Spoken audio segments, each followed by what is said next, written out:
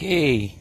Ni dekat puncak Gunung Angsi memang diorang dah sediakan ada pondok.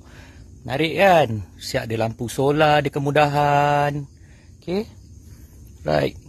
Ni ada korang pun boleh cas telefon apa semua kan, kemudahan kan. Tapi korang ni memang babi tau, babi. Tengok. Dah naik atas ni kan. Okey, berat-berat boleh bawa naik kan. Okey. Tengok depan macam menarik, macam kosong je kan. Bersih je kan. Okey, jom. Kita tengok Right, ni dah mula sikit kan. Okey, ni tirai lah konon-konon, tirai Tirai konon-konon belakang ni.